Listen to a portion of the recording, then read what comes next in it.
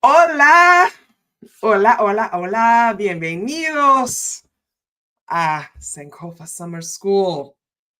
Why is she speaking in Spanish? Well, because many African people in the world speak Spanish, just as many speak English and French. These are all colonizer languages. It just so happens tonight, I'm being silly.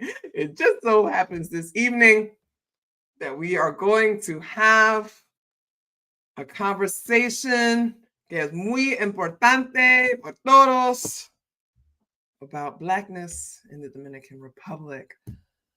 Welcome to Sankofa Summer School. I am Dr. Michelle Taylor. Thank you for joining us this evening.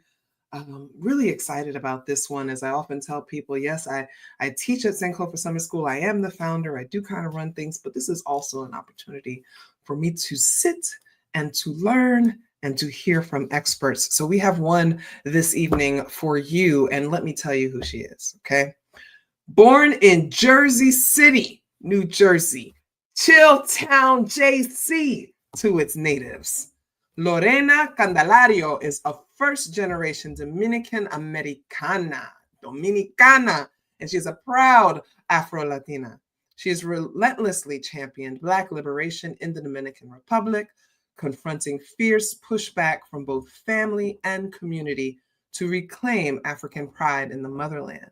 Her article, The Anti-Blackness of the Dominican Republic, exploded across the nation, earning widespread acclaim from historians.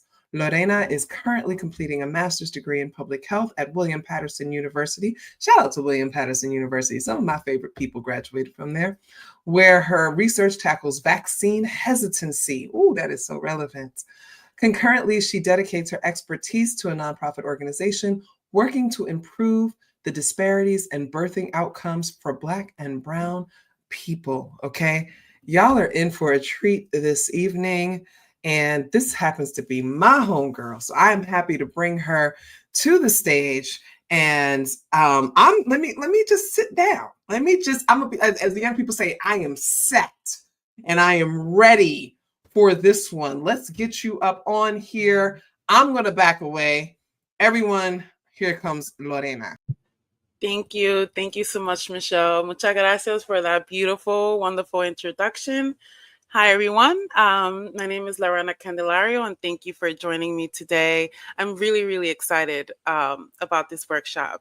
I've been championing Black Dominicans for almost all my life, and so I'm very, very grateful to be here. So let me just go ahead and start. Well, let me just first introduce the workshop and the name. So I'm no Black, I'm Dominican, and an examination of Black identity in the Dominican Republic. Sorry. So first, I want to open up this presentation or this workshop with a statement that drives and influences Sankofa Summer School and also my work as well in this presentation. Dr. Molefi K. Asante developed Afrocentricity as a theoretical framework in the 1980s. Since then, brilliant scholars have expanded the Afrocentric paradigm, giving a template to guide our educational praxis. Simply being Afrocentric means centering Africana people in their own narratives and making them the subjects, not the objects of other people's stories. For most of us, our learning experiences have been primarily Eurocentric. We learned that European ways of knowing and being are the best and universally applicable. Afrocentricity challenges the notion of European white supremacy and encourage us to center ourselves as Africana people first and foremost. So, first question, when you think about race relations in the Dominican Republic, what comes to mind? You can just put it in the chat.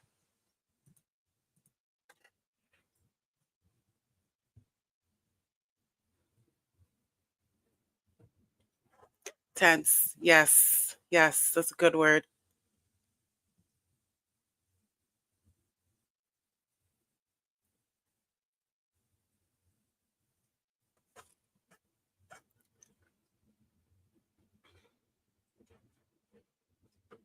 Yes. Light skin versus dark skin, racial ambiguity. Yep. Those are all good ones. Let me just give a couple more seconds.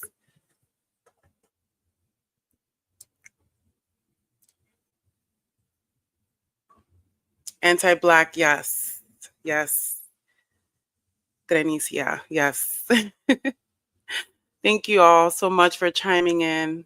Um, so yes, Dominicans be like, right? Me no black, me no black. I'm Dominican, right?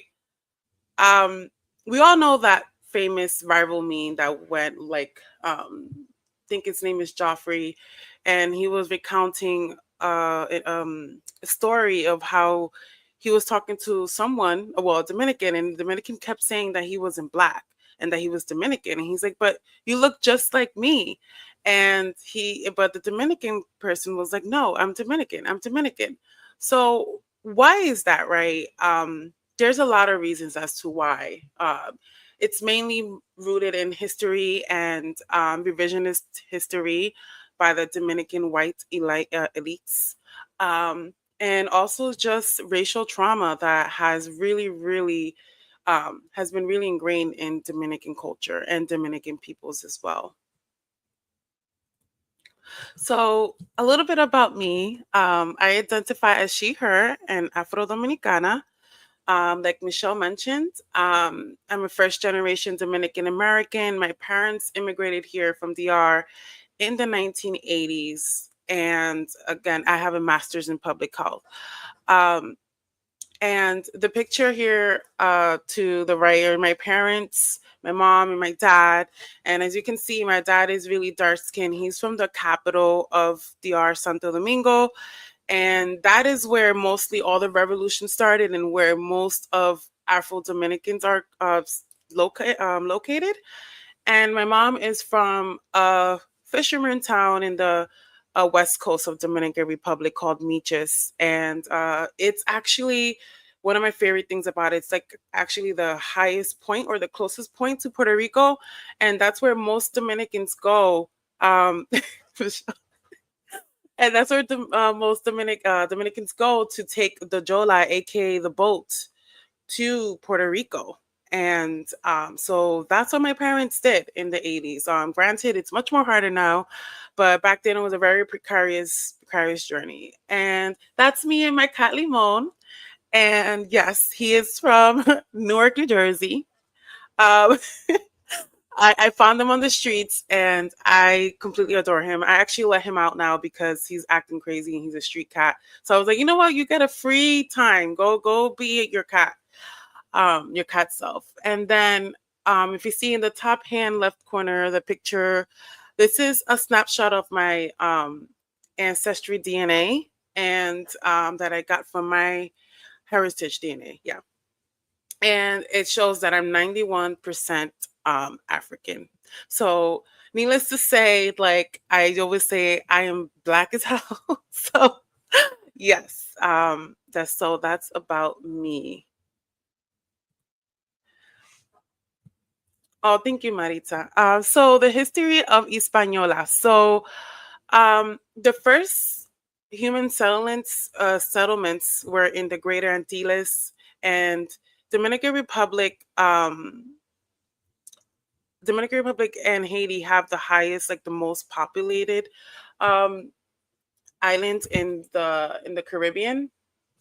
And just give me 1 second. Um,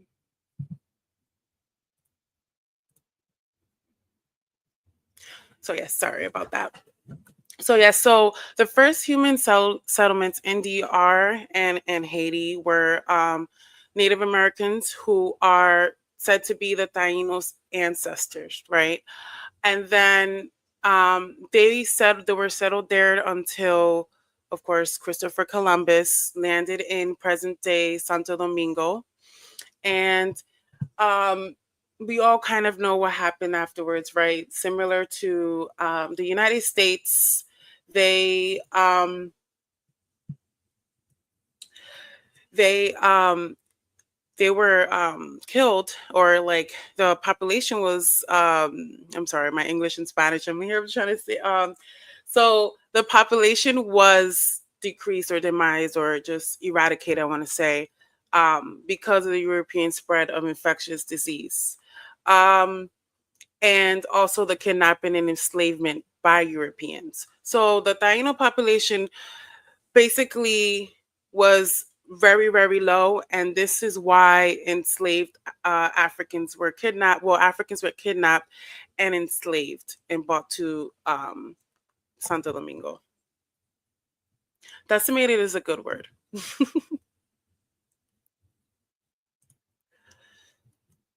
So, La Hispaniola, more about how it was the gateway to slavery in the Americas, right? So,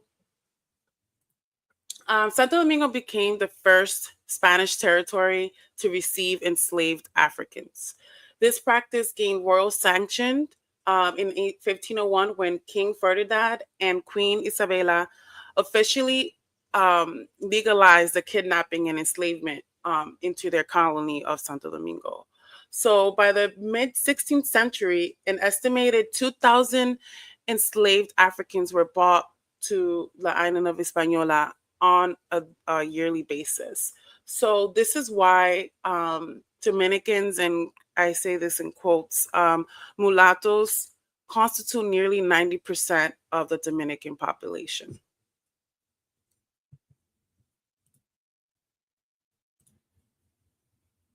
So slavery in Santo Domingo, I'm not going to go too into slavery because honestly, like I just feel like it's not necessary. We all know it was brutal, it was inhumane, but I do want to highlight that the enslavement of kidnapped Africans marked the inception of racial borders as Santo Domingo became a pioneer of racialized plantation slavery. So Santo Domingo is where slavery was basically associated with blackness. So if you were black, you were considered a slave.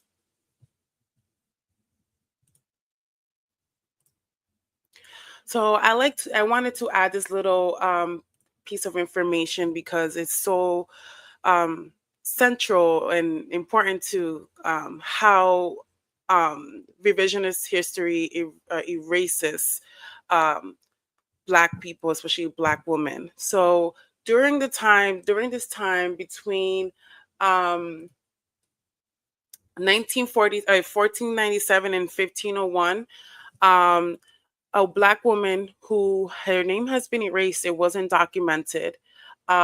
She established the first hospital like healing center in Santo Domingo and in the New World. So the hospital it's in Santo Domingo and it's called Hospital San Nicolas de Bari. And it was an inaugural authorized hospital. Again, her identity was erased from colonial records for centuries, and we still don't know. And she's only remembered as La Negra del Hospital. So these pictures are from a film that I found from an art installation. I put the information, the link on the slide if you want to take a snapshot. And the artist is called Yeleni Rodriguez, and she's an Afro-Dominican artist. And this film strives to correct the profound inequity and honor her enduring spirit. So I just really wanted to add that because I felt like it's so important to know this, because when we don't know our history, we just don't know who we are, honestly.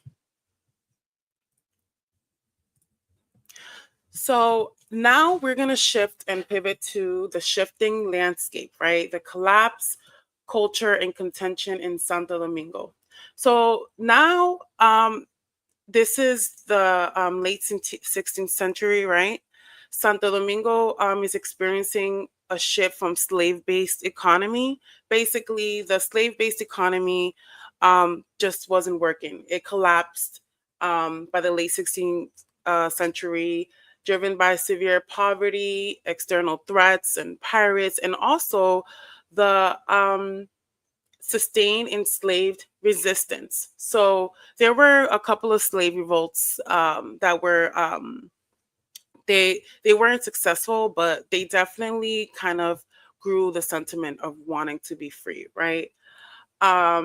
So the economic downfall, it triggered this culture or this dynamic where the white elites, the white elites did not have power over the black population and the mulattoes, right?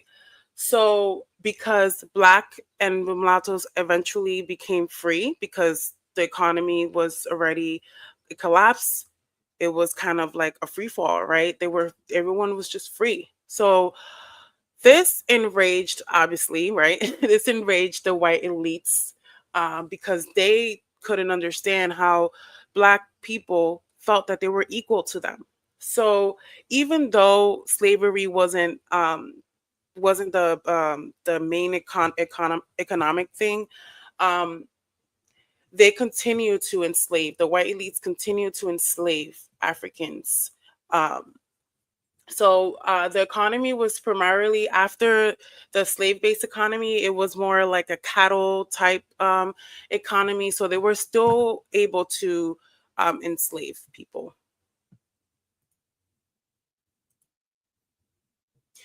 And then we have the Haitian Revolution.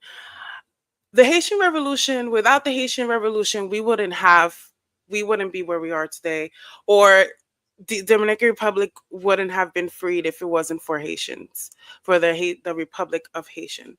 So yes, the revolution was pivotal for Dominican liberation, um, and it was the first independent nation founded by former slaves.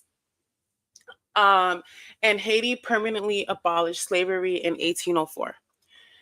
And the revolution directly pushed France to abolish slavery in all its colonies by terrifying the slave owners, basically, and the powers, while simultaneously inspiring enslaved people and abolitionists. And if you think about this, how Haiti is today, they were the first free Black nation, and how they're seen and viewed. And just keep that in mind as we go through this, because a lot of this has to do why the relationships between Dominican Republic and Haiti is the way it is. So right, let me go next. So next we'll talk about the abolition of slavery in Santo Domingo. Mind you, this is happening, the Haitian Revolution is happening, and then the abolition of slavery is starting in the late 1700s. So by the late 1700s, the Dominicans are already involved in the Haitian Revolution. Some Black Dominicans join um, did join the colonialists, right? They did join Spain because, you know. Um, so I just want to say that. But majority of Santo Domingo, they helped Haiti in the revolution. So this revolution, sorry. So Trinicia, I'll answer that in a few minutes, in a second. So when Santo Domingo transitioned to a French territory in 1795, this delayed their abolition or their freedom, because even though it was abolished in Haiti, it didn't translate to Dominican Republic. However, um, when the French got when Haiti got rid of the French in 1809, Santo Domingo reverted to Spanish rule, and slave was enacted again. And then true abolition and true freedom from slavery happened when Dominican Republic unified with Haiti in 1822. Because Haiti was a free nation, they unified with Haiti, and therefore Haiti made them free. So Haiti abolished slavery in Dominican Republic. And slavery fell. Slavery failed in DR because the plantation wasn't viable, like the way this just like it just didn't work.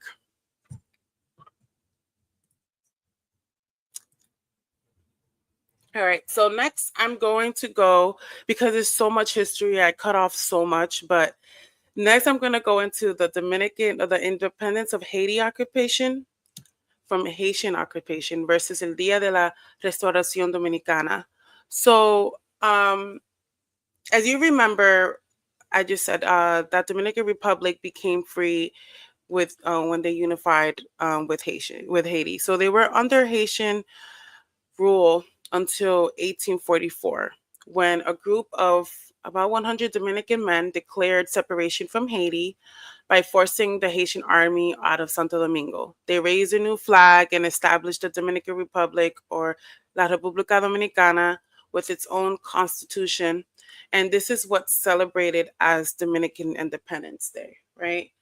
I want to really emphasize that that this is a separation, though it was not peaceful. Um, it was still a separation, and it wasn't really a fight for true independence.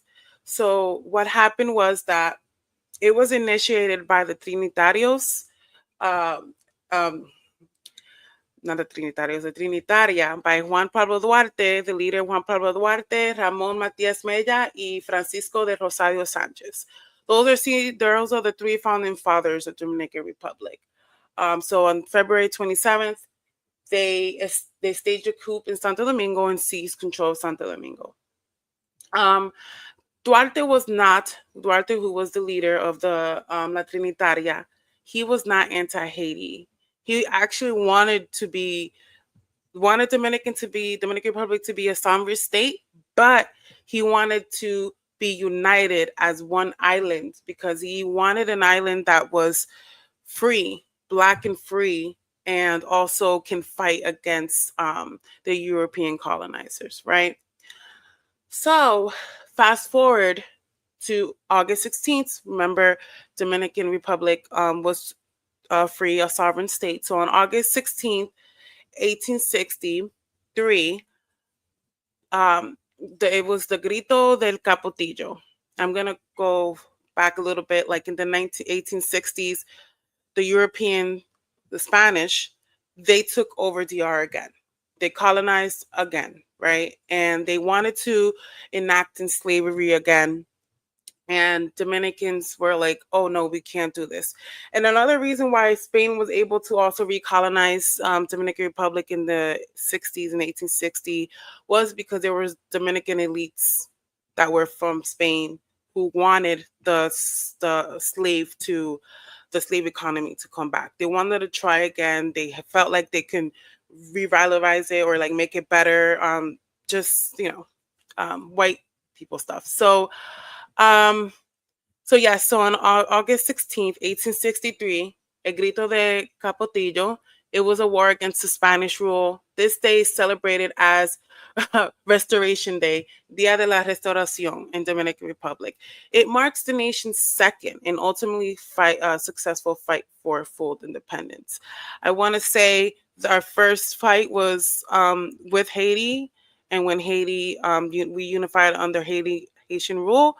And this one. Yes, our separation from Haiti was also Dominican Republic wanting to free itself and become a sovereign state.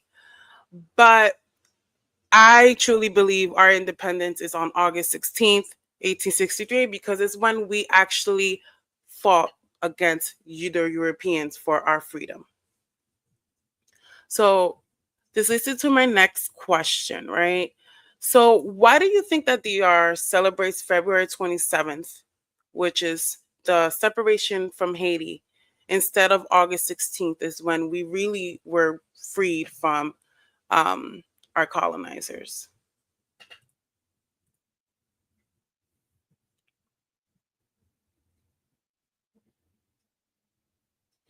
So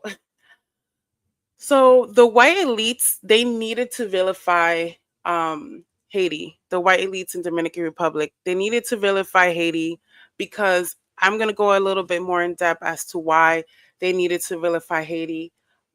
They were also the first free nation, right? A free Black nation. And of course, the anti-Haitian sentiment. They needed to spread the narrative that Haitians are bad. and wanted to take over our land. And so next, I'm just going to go into a little bit how they accomplished that.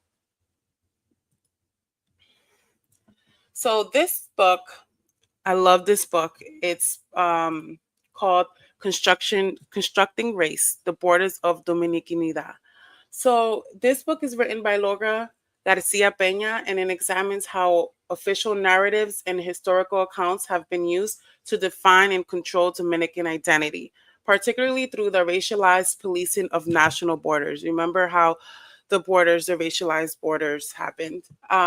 She traces a genealogy of Dominicanidad, showcasing how Afro-Dominicans, ethnic Haitians, and Dominicans in the diaspora have actively challenged these dominant, often violent, and exclusionary historical constructions.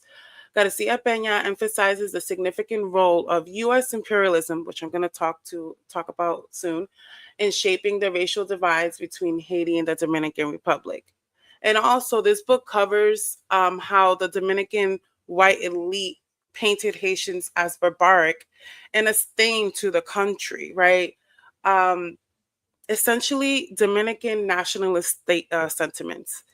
And this also included allegations of Haitians kidnapping and brutally assaulting a Dominican man and his 3 white virgin daughters of Dominican Republic, right? So you already can see how the purity, the white purity, and the black, right, barbaric, and just we see that literally right out of the white supremacy toolkit, right? So those are things that they spread around and taught in Dominican Republic as history, and that's how the anti-Haitian sentiment started growing.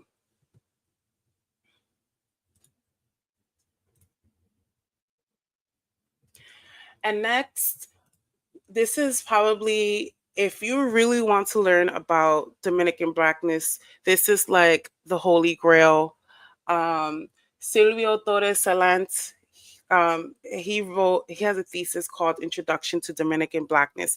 And this is really was where I learned so much about the historical context, and just he just gives so much. It's a little difficult to read, but you'll get through it.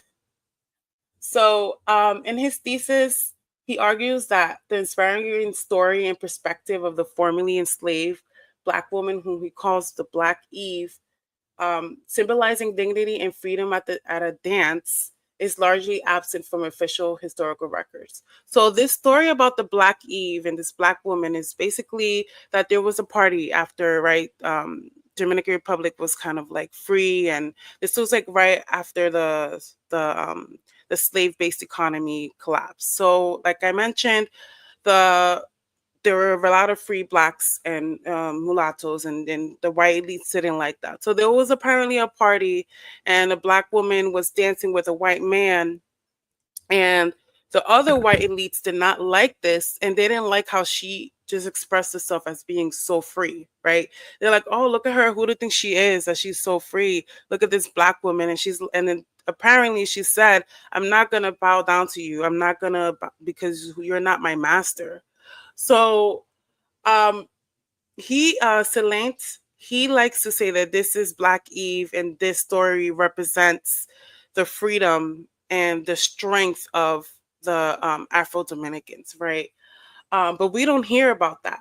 And the reason we don't hear about that is that we typically, right, rely on written documents produced by the powerful people, by the elites. And in Dominican Republic's case is the slave owner Arenado y Pichardo. And he quotes them as the descendants of white Adam. And I love that because he's like, they wanted to claim and cling to their European roots, and say that European is what we should aspire to be. We should aspire to be like them and literally get rid of our Black roots, right? So, and also silencing La Negra del Hospital, right? We don't hear about that because they don't want us to know about that. It doesn't fit the narrative. So also scholars like Pedro Enriquez Ureña failed to acknowledge the significant presence of African descended people in our own country, dismissing African influence as very scarce and attributing any perceived Africanication to confusion with Haiti. So this bias also extended to viewing Haitian and West Indian immigrants as a serious invasion and rapidly blackening the country. This negrophobic narrative was perpetuated even after the Trujillo regime, which I will cover, but it was officially sanctioned through textbooks which link Blackness to the destruction of Dominican culture. Um, and as you can think, if you think about it, right, they are linking Blackness to the destruction of Dominican culture, right? So this led to most Dominicans apparently disassociating from their Blackness to affirm their Dominicanness. Thus, because they are risking, or if they do identify as Black, they're risking um, not being seen as Dominican, right? Because Blackness is not consistent with Dominican identity. This is what he argues. And then also, the Dominican concept of race, therefore, moved towards a definition synonymous with nation. So basically, Dominican became an identity rather than something like an ethnicity, right? I mean, nationality, I'm sorry. Um, because basically, it's like Dominicans, we are this and that's it. We're nothing else. And that's where you get the white, black, mulatto. Like they're like, no, we're not any of that. We are just Dominicans. Because yes, so we have somebody else, his name is Jose Ramon Lopez. He also furthered this notion by saying that like race is not a fixed genetic trait. Basically, he just went through all this eugenic stuff, and it was really, really wild reading it. But like, basically saying that um, race is just Dominican Republic. Like that's what we are. Our race is Dominican. So essentially that. So next, we will talk about how the U.S. influenced the racial identity in Dominican Republic, right? So, as the new nation, Santo Domingo, as we saw international recognition within a Western world throughout the 19th and 20th centuries, the racial identity of Dominicans immediately became a crucial issue, right? So the United States, they were like, I don't know, you guys seem a little too black. I don't know about you guys. Like, for example, the Secretary of State John C. Calhoun and Agent John Hogan, they voiced anxieties about the spread of Negro influence and the large colored race in the Republic. And they were afraid of this because they didn't want, they were afraid of Haiti, in essence. They were afraid that the Black influence, aka wanting liberation, was going to spread, right? So, um, and then, of course, we have the white Dominican minister called Tomas Bobadilla. He downplayed their concerns. He was like, no, that, we're not preoccupied with color. Like, we never were preoccupied with color. And that actually, we see the Haitians as our enemies. And the Haitian aggression actually strengthened pro-white sentiment among Dominicans, leading some Black individuals in DR to identify as negro blanco or white Black, which is really, really wild. Just gave me very Sammy Sosa vibes there. um, yes, yes, nice. So now we have even more of a reason why Dominican Republic kind of, or Dominicans have this visceral anti-blackness ingrained in them. And we have discussed all the other things. Now we're going to go to one is probably the biggest one, and it was Rafael Trujillo's dictatorship. His era was called El Trujillato, and he was the dictator from 1930 to 1961. He officially ruled as president from 1930 to 38, and again 1942 and 52. But he was a figurehead basically in the years that he wasn't president.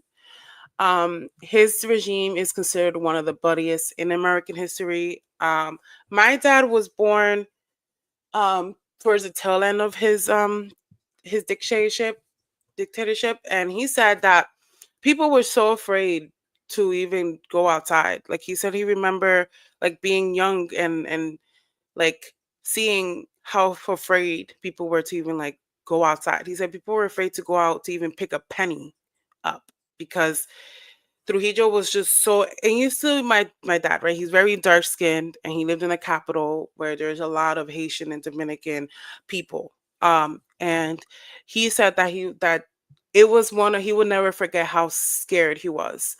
Trujillo was assassinated in 1961. He was killed by the United States. Because they did occupy DR again, but I'm not going to go into that. But basically that. So Trujillo's regime also intensified the Dominican Nationalist movement. We still have Dominican nationalists. I call them Dominican Nazis. Dominican Nazis, yes, because they are very, very anti-Haitian. Trujillo was very anti-Haitian, and you'll see in the next slide what he did. But he just hated anyone who was dark-skinned. Honestly, if you were a Black Dominican, he hated you. And he also used to powder his face to look whiter, which it really amuses me how much he really, really hated Blackness, right? And Trujillo's era essentially solidified the national narrative in DR that whiteness is privilege and denying any African heritage, because it was traumatic living through those years. If you were seen as too Black, you were essentially like, killed sometimes.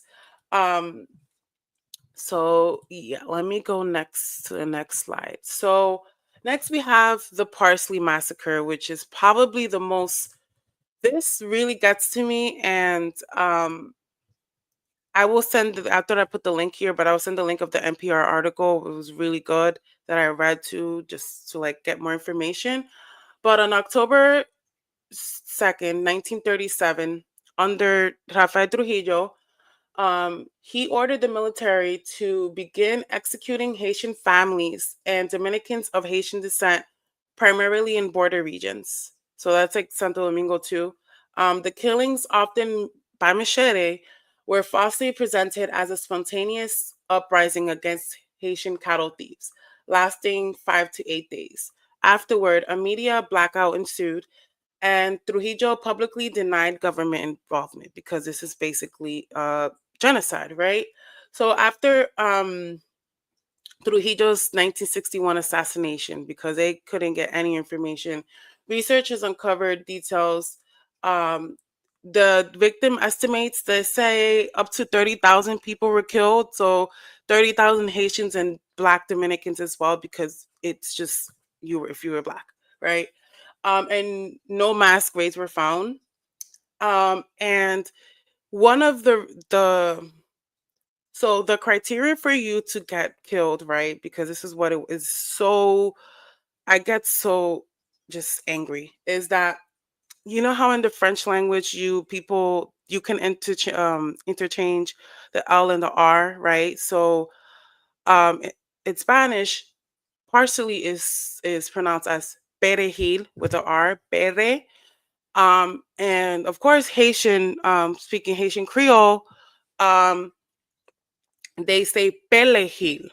So if if the a Dominican soldier will go up to you and say perejil, and if you say pelejil, that's it, you were killed. That was and from my understanding, from what my dad said, he said they didn't really care. Like they just, if they saw that you were Black enough and you kind of gave them Haitian, descent, they will just kill you. Even though, and it's like, even if he's like, even if you're scared, right? You can say it like perejil, like you can't really differentiate for me.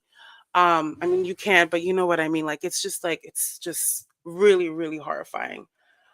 So the picture in the bottom is the river that people use to cross into Haiti, so they can survive and avoid getting killed.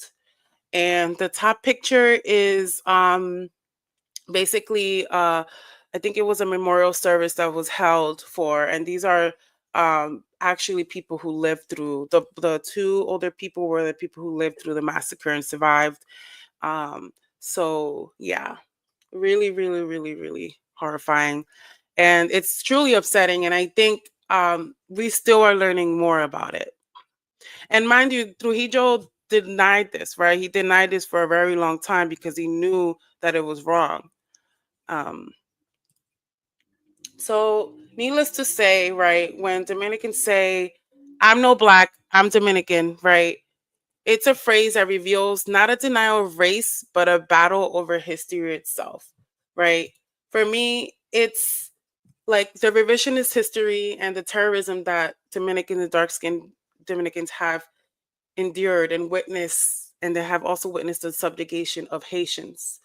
Um, it just it's contributed to the visceral reaction in like my people when being called Black, right? It's a trauma, it's a racial trauma. And I'm not trying to either condone the racism or anything, but I definitely see it.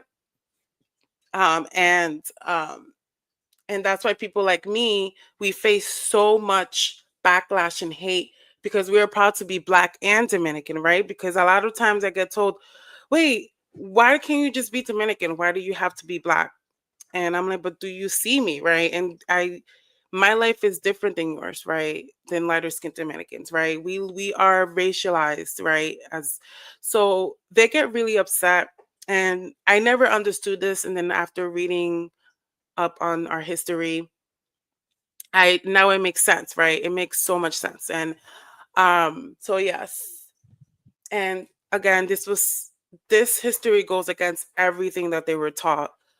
In Dominican history classes, they teach the revisionist history. They teach that the Haitians were trying to take over Dominican Republic and that we had to fight against them, and that we got our freedom through them, well, from them and not through them.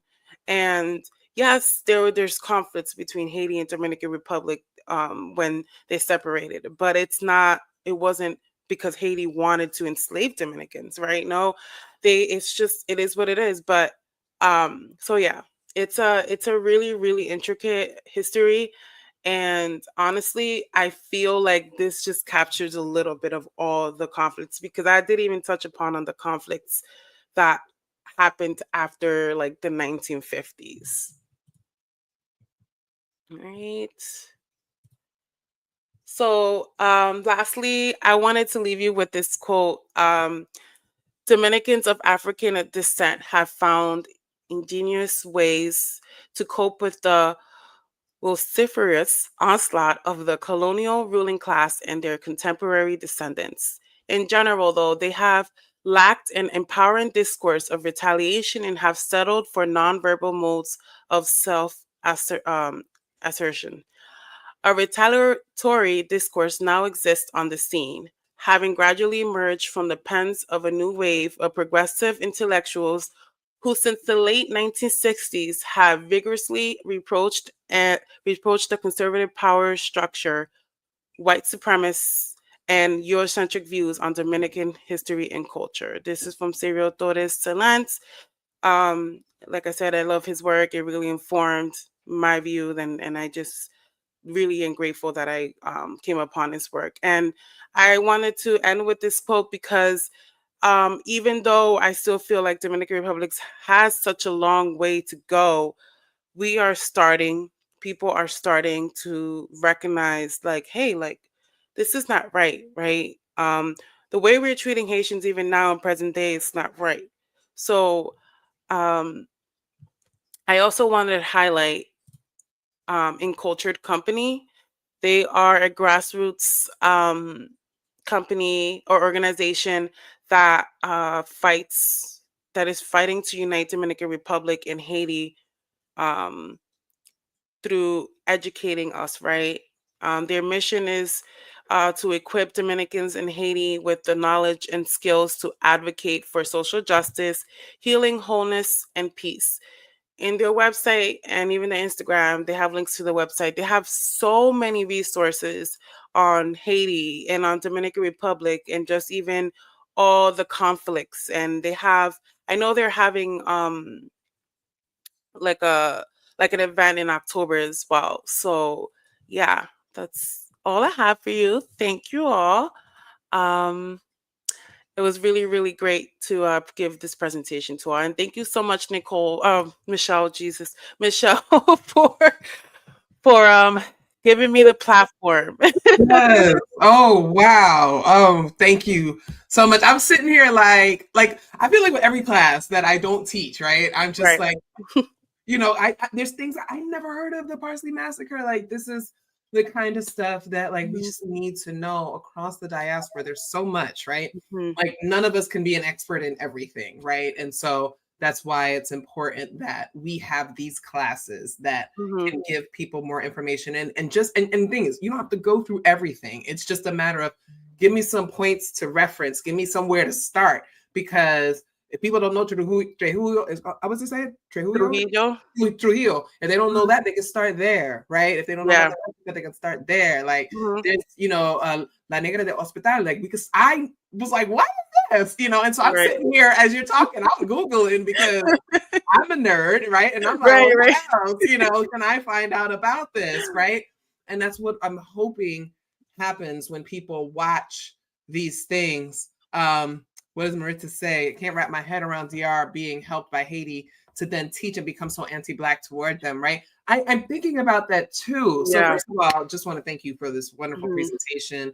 And I know everybody, I feel like people were just like, kind of set, right? And then we know that if you're watching the replay, please know that like we're all sitting here in this chat like, what? Right? So thank you for that. And yes, we have our international Mo is here. It's like I learned a lot. Really appreciate you coming in every night and things like that. And yes, as somebody said, it just kind of scratched the surface, right? And that's kind of what summer school wants you to do, is wants you to kind of hear some gems, go and learn more. So I do have if you have questions in the chat, please put them in the chat. But I'm gonna lead off. Wait, there was a question. I think you answered it though. Somebody was asking, why did slavery fail in the Dominican Republic? And I think you kind of touched on that, but I may have been right. Yeah. So your thoughts about it. Yeah. So what happened was that the economy failed because the land wasn't viable, or just they couldn't produce enough the crops. They couldn't produce enough of what they needed, and it was too expensive. Also, a lot of the enslaved people were revolting and they were running away. So the captures, they were like, this is not viable. Like this is not profitable, basically. So they just honestly they abandoned, I forgot to mention this, but they abandoned DR to go to like Puerto Rico and Cuba because they were, and the United States. Yes, and the United States. Yeah, that's what I was gonna add. So like when you're tracking, because I teach this a lot with my students, when we track the voyages of the ships, right? Over 36,000 voyages bringing people from the continent, but only 4% directly went to the United States, right? So the United States got the majority of the people they imported from the Caribbean, primarily Hispaniola. So they would go there, and then the folks in the US would go down to Hispaniola, Bahamas, all the places, Jamaica, and then bring people up, right? So that's like kind of also contributed to like why in some ways those islands almost served like intermediate outposts, not like not like you're there for a couple of days, but you might be there for like a year, and then boom, or a few months, and then you're taken to the new world, the United States or the colonies or whatever. So I know that that's also part of it. Yeah. So I was gonna ask. Oh wait, we got another question. Hold on. Isn't Trujillo one of the Butterfly movie played by Edward James Olmos? I don't know. I haven't heard of that. I've never heard of that. Is it? Hold on. Oh, is it? What's she talking about over here? Edward. Is it El Tiempo de la Mariposa? Let me see. Edward James Olmos.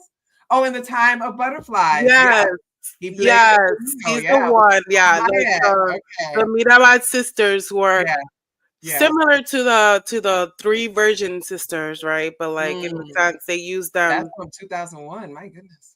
Yeah. Oh wow. Yeah. So about the Mirabal sisters. That's another thing that you should really read on upon, because Trujillo, he wanted them and he couldn't have them, and he just destroyed their lives. And it apparently talks about this massacre. Oh my God. Gotta watch that now. Yeah. More resources. Yeah, right. So it's called In the Time of Butterflies, and it came out in 2001. Stars Salma Hayek, Edward James Olmos, Mark Anthony. Oh, right. Yeah, Mark Anthony. Mark Anthony. Lumi Cavazos, Pilar Padilla, Mia Maestro. Yeah, okay. Let's check that one out. And they were viewed as freedom fighters too, right? They were like viewed as these women who were just powerful. And I mean, I honestly haven't read too much about them because I'm tired of, the light skins being censored, but I know they're definitely important for history, for the history in DR. So we have another question. You might not know the answer to this, but I have thoughts about it. But any particular reason Haiti gets hit with a lot of natural disasters, but we never hear about it in DR? So, okay, so I'm gonna say one of the reasons I know is because of the way DR and Haiti are located, right? Like DR is it's in the eastern part, and then Haiti's in the western part. That's literally it. But that also gets demonized, right? Or that gets like, oh, Haiti's doing voodoo. Because they practice voodoo, they are demonic, and that's why they get all these. That's why that sentiment that Haiti gets hit with a lot of natural, and DR does get too, but not to the extent, and it's just locations, just geography. Well, here and Haiti's in the hurricane, more in the hurricane alley. Yes, exactly. It's literally like just a location thing, because if you look at the map, you'll see that like Haiti, like you said, it's on the west side, and that is by Cuba and other places. That's in that alley, that it's in that, thing. I also wonder if, so I think all the countries and islands in that area do get hit, but infrastructure, kind of like mitigates some of the damage, right? And because Haiti's infrastructure has been weakened so much, having to pay France all this money, and the U.S. causing going into that. We're not talking about Haiti now. Right. We did have a class on Haiti a few years ago, and oh man, I wonder if I have it on the thing, but I'll try to see if I can get it uploaded to that. But I think it's thinking about infrastructure, like if, for example, like, when we had Hurricane Ivan, people didn't think much about it because it kind of, they warned people about New Orleans, but it passed that. But then it hit Grenada really bad. It took Grenada like 10 years to recover. But then Katrina came. If there had been another hurricane that came, like I know Rita came, but if there been another hurricane that maybe came 6 months later while New Orleans was beaten up, it would have just been, and it just keeps adding to it, right? So when Haiti keeps getting hit with them, and then they don't have the resources to recover and to rebuild and all those kind of things, then it just keeps getting worse and worse and worse, right? Somebody said, Marita says, how many times was the DR recolonized? I think I heard 2 times. Yeah, it was 2 times, and then it was occupied by the United States 1 time. And then Haiti, when they unified under Haiti, and that is considered not colonized, but like that's considered part of the fighting for independence. But 2 times by Spain. Okay, and then we had another question. Don't they practice Santeria in DR? That's not really, like a small number of people. So the question is that do they think it's not voodoo? They don't really practice Santeria. It's not really in Dominican Republic. No, Dominican Republics are really Catholic. Yeah. Yeah. Really. So somebody said my mother was able to trace our family being sold from DR to New Orleans. That was huge. Wow. Huge. So that pathway, that Gulf pathway. So New Orleans, I'm jumping in on your class, and I'm sorry. It's fine. I love it. I love it. So I think so. Louisiana, particularly that Gulf, that New Orleans, Baton Rouge, Shreveport kind of situation, definitely influenced heavily by the trade, but also remains unique because in the earlier times there were more freedoms of fraternization, and so the Spanish could go in there, the French could go in there, and the Black people, they would mix in, and there was a little bit more freedom until the United States could no longer import people, and so every place starts cracking down, and Louisiana, New Orleans becomes one of the worst places to be enslaved. And today, Louisiana remains the worst place in this country for mass incarceration. We have the Angola prison there, which is one of the worst places for outside terror. It's like a whole legacy. But a lot of the enslaved people came from those islands. Yes, absolutely, 100%. So the question that I had for you, and then we'll wrap this up because we're almost coming on our time, is, and again, thank you for this, is, okay, so now, you mentioned calling people Dominican Nazis. This is still a sentiment that is going on, right? Trujillo been dead long time. Who is keeping this going, right? Like, so you pointed out there's an organization that's trying to work for that. There are folks like yourself and others that I have seen be vocal. And, you know, within the last, I would say 10 to 15 years, we've been seeing a pivot towards more academic scholarship, understanding Afro-Latinidad, and a lot of, you know, amplifying these issues that have been going on and things like that. But I still see so many Dominican people rejecting their Africanity, and they're like, who is keeping this going? Like, is it the current leadership? Is there something else that is perpetuating this? Is it people coming to the US and trying to assimilate? What is going on? So that's a great question. So first, Dominican history is being taught from the European lens, right? So it's being taught from the white elites lens. So the textbooks that are approved in Dominican Republic have to go through the elites first. So it gets significantly censored. One of my friend's sister, she went to high school in Dominican Republic, and she's in her 20s, so pretty recent. And she says that the history they teach is so anti-Black. Like, it's so anti-Haitian. It's the same. It hasn't changed much. I know there's people who have tried to infiltrate, you know, or tried to change that, but it's still really censored. Our textbooks are really censored. So then the media. So all we see in Dominican Republic is how Haiti is taking over DR, right? How the Haitians are coming over, the migrants are taking over. Same thing as the United States with like Mexico, for example, the immigrants. It's like South American immigrants. It's like they're taking over and they're ruining our country. That's the same thing. That's the same rhetoric I hear. So that's the rhetoric that goes around the propaganda. And in the United States, they come here and they assimilate by being anti-Black. So they see how African Americans are subjugated in this country, right? And then they're like, oh, wait, like it kind of reinforces the notion that Blackness is bad, right? So then they just perpetuate that same like rhetoric. We have somebody said watching from Jamaica who have been independent since 1962. And that's always interesting to me because when, you know, as a big traveler that I am and going to a lot of Caribbean nations who like 90% or above of their economy relies on tourism, and their tourism comes from Europeans and people in the United States, are they truly independent? Because if the tourism from the Europeans and the United States stops, their entire economy pretty much collapses. And so I think about that. Right. There's nuance there. Right. And I love it. I love when people say, you know, we have this independence and things like that. But the truth of the matter is there are not many countries that are predominantly Black in this world that are actually truly independent of colonial powers. Right. We're looking at Mali just got rid of France. What was it? 265 years of rule. They're just now kicking the French out. Right. The